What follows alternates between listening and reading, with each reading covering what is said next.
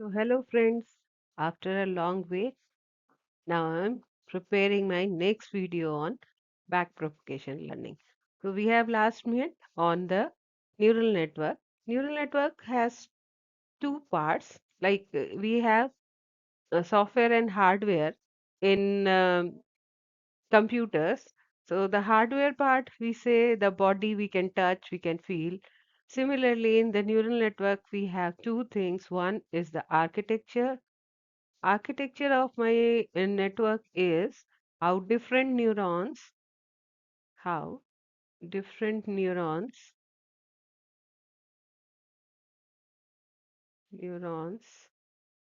are connected at different layers. So the example for architecture is you are having single layer, you may have multi-layer. Multi-layer is where hidden layer is involved. If no hidden layer, then we say it's a single layer because output is the only processing unit. Then we can have deep neural network. Deep neural network may when we have more than two hidden layers. Then we say it's a deep neural network. And next we have the convolution neural network where some convolution layers involved. Convolution layers are basically they are responsible for giving me features. So in case of convolution neural network, I can provide a raw data to my network that is called my CNN. So if this convolution is basically this is responsible for feature extraction. So these kind of network first do the feature extraction. So in case of convolution neural network, you can provide your raw data to the network and then there are further layers. The fully connected layers are responsible for the classification. So this is what is the how different neurons are connected at different layer. This is my architecture or the structure of neural network. Uh, so and next thing we are having is the backpropagation learning algorithm. So one is the hardware part. You can say this is a hardware part, and backpropagation learning algorithm is the algorithm that optimize the network parameter. As I told you in machine learning, it's a optimization problem. All is the optimization. Machine learning is nothing but is the optimization problem. We used to optimize the parameters of network. So it is a optimization problem. Optimization problems are the problems where we either minimize something or we maximize something. So here in neural network, what we are going to optimize and to optimize the network parameter, what changes we need to do. So what we have in case of neural network is an architecture as we already discussed. We have several neurons connected at different layer. So like this kind of architecture we have, okay, this we say fully connected. Like this. Okay.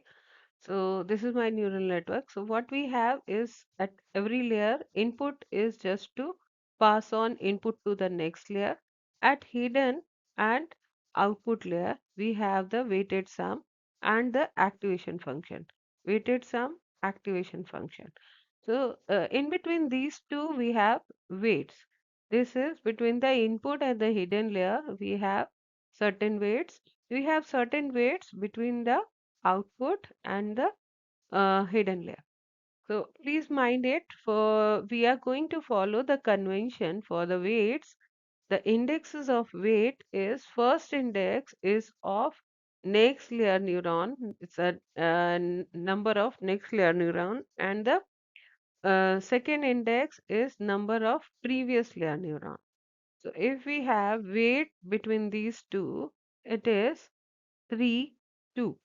This is the third neuron at this layer and this one is the second neuron at previous layer. So the index between these two is 3, 2. Okay. So this is the convention we are going to follow. Weights we used to write WJI. So this you need to remember before going through the backpropagation algorithm. And this backpropagation algorithm is the most popular learning algorithm. Whatever is the architecture of your neural network, everywhere we are going to use this backpropagation learning algorithm. So you need to keep in mind three things. One is this is a optimization algorithm. Second thing, you need to optimize the network parameter in which we are going to adjust weights and the biases. So algorithm is nothing but it is a rule. This gives me a rule for weight change. I want to define a rule for weight change, and my weights are represented as J is the neuron at next layer, I is the neuron at previous layer. This is neuron at next layer, and I is the index. This is neuron at previous layer. So du during the all conversation, you need to remember we are going to follow this convention. Okay, so let's start the backpropagation learning algorithm. So backpropagation learning algorithm, as I said, it is the learning algorithm. Why we say it's an algorithm? Algorithm is nothing but is the software part of your computer. So this is a software part. When we say it's a software part, it's a set of instructions. What we have algorithm. We say it's a set of instructions by which we are going to solve certain problem. So the set of instruction is what I'm saying. It is nothing but it's I'm going to change the weights and biases in the neural network. So weights and biases is this is the what we are going to do here is we are going to change the weights and bias. We need to write a rule for changing of weights and biases. So in this algorithm we have two passes. One is the forward pass. Forward pass, in the forward pass we are going to do the weighted sum and the activation function at different layer. As I told you, the input is passed to the we have the and this backpropagation algorithm, it is not applicable for single layer. It is for multi-layer neural network. So we have one input layer, one hidden layer, and one output layer. At least my network should have one input, one output, and one hidden layer. Then only we can completely derive the backpropagation algorithm. If we don't have hidden layer, then some part of my backpropagation algorithm will keep missing. So it's better we should have, and this is the bare minimum architecture we have to take. We can do for even for deep for the convolution for further any higher architecture we can apply this algorithm, but this is the bare minimum architecture we required. So I'm starting with the basic structure, that is input hidden and output layer. So this covers all. So what I need to do is I in the forward pass first my inputs are passed to the hidden layer. At hidden layer we'll be calculating the weighted sum and the activation function. Then from hidden layer, the output of hidden layer will become input to the output layer. At output layer, again we'll have the weighted sum and the activation function. This completes my forward pass. So once we complete the forward pass, then we'll go for the backward pass. Backward pass is at the backward pass, we'll be calculating the error. Once we get the output, we'll be calculating the error, and this error propagated uh, to the previous layer. So like forward pass goes like input to hidden, hidden to output. In backward pass, it goes like backward pass, it goes like output to hidden layer. First, we'll change the weight between output and hidden layer. Then we are going to change weights between hidden and input layer. So we'll be going from output to output layer to the hidden layer and from hidden to the input layer. We'll be changing the weights between hidden and input layer. So that is what is my backward pass. This is my forward pass. So we'll be having two passes, forward and the backward pass. And for the change of weight, we are going to write a weight updation rule. That weight updation rule is the new weights will be the old weight plus summation of the change in weight. This we say is the change in weight, and this change in weight is equal to the formula for change in weight is learning rate, local gradient, and input. We are going to derive this formula in this particular lecture. Okay, so let's start with the backpropagation algorithm. So here it is. This figure shows my forward pass. In forward pass, what we do is as I told you, input layer is to pass on the input to the next layer. Then we are going to with the weights. This is going to at hidden layer. We are going to calculate the weighted sum and activation function. Weighted sum activation function. Weighted sum activation function. Similarly, for output layer, again we are going to calculate weighted sum and the activation function. Please mind it, here the indexes are not written as our convention. As I said, jth is the neuron number of neuron at the next layer, I is the neuron at the previous layer. But it is written ij here because this is not your derivation. This is just illustration of your weights. There is two-dimensional weights involved between these two layers. Okay, assuming the jth neuron, we have input is having I neurons, I number of neurons, hidden is having j number of neurons, and output layer is having k number of neurons. So it is not written kj or ji because this is just a pictorial representation. Here we are not doing any derivation. So while using the derivation, when we'll be doing the derivation, we'll be using the weights, conventional weight as wji and wkj. I'll be using this convention. Please mind it, over the video, I'm going to use WJI and WKJ. I won't be using IJ or JK. This is just a pictorial representation. Okay, so coming to the forward pass, like this is my data set and this is my neural network, what I'm going to train. Again, the convention is not followed here. It is IH input and hidden and output. Okay, so please mind it. I'll change this in while derivating. This is not your derivation.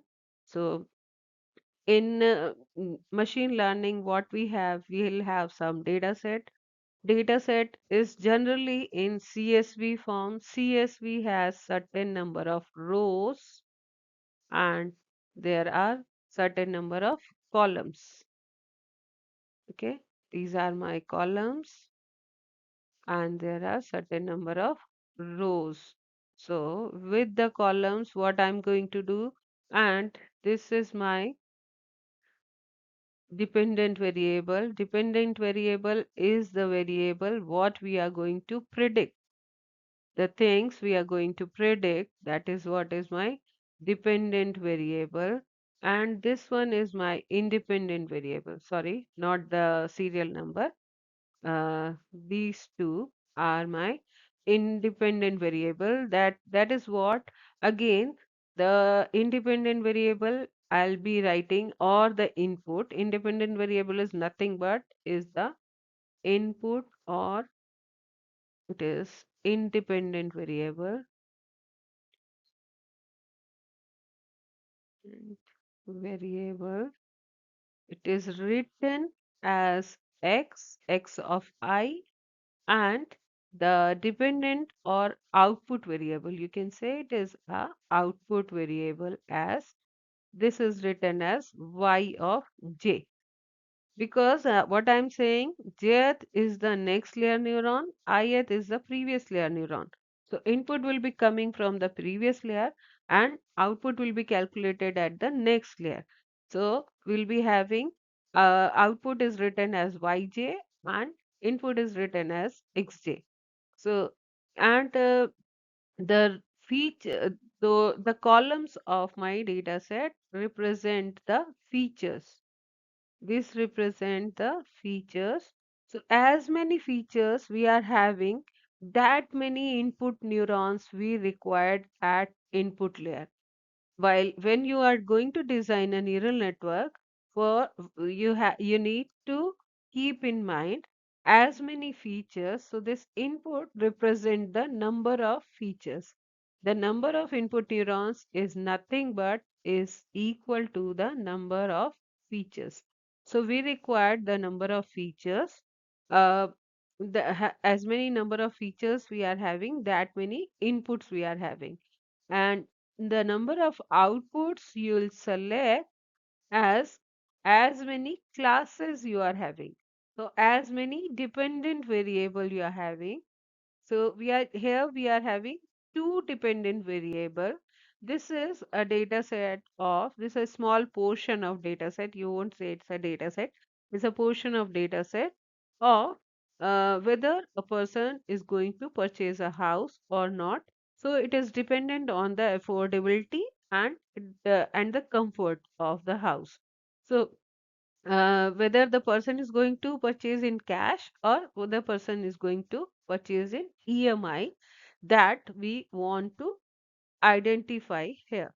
So we have two number of classes. One is the purchase in cash, another is the purchases EMI. So as many dependent variable we are having, that much is my number of output neurons in neural network. So when we are going to design a neural network, please keep in mind your number of input neurons is equal to the number of features, and number of output neurons is sorry, not the output layer, this is number of output neuron. The number of output neurons are equal to number of classes you want to identify. This is equal to the number of classes.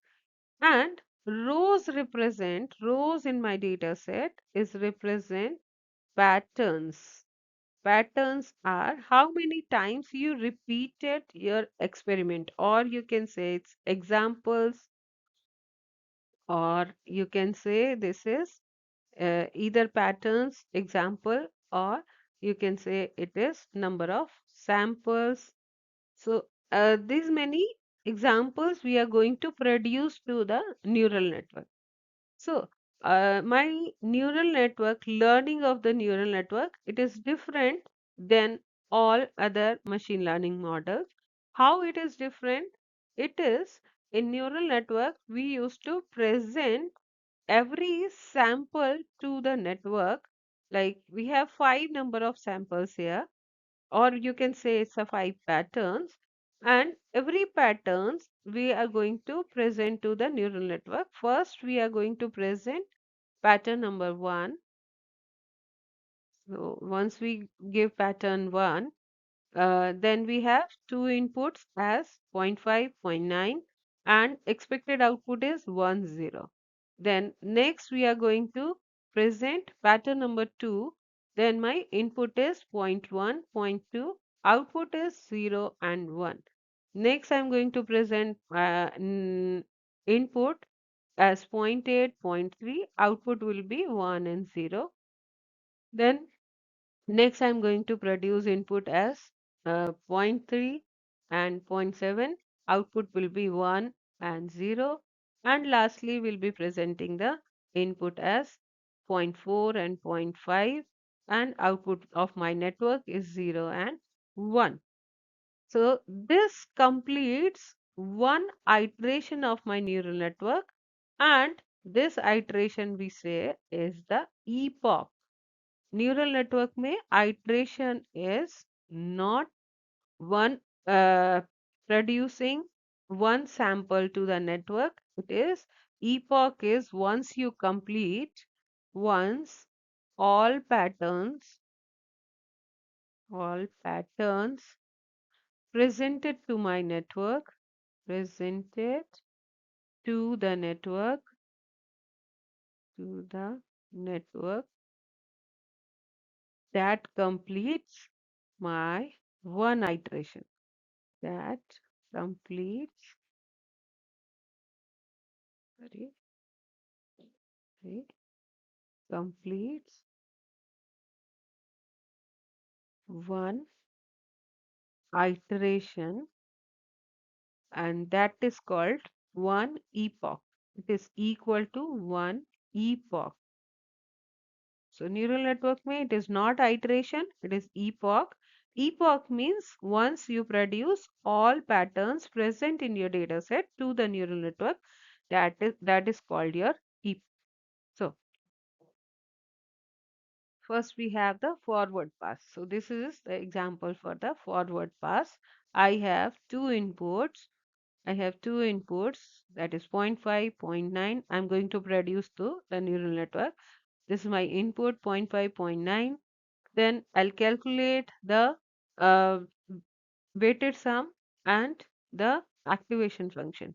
So here my activation function is sigmoid. I'm using sigmoid activation function, and these values I calculated from the program. Please, I have not done this calculation manually.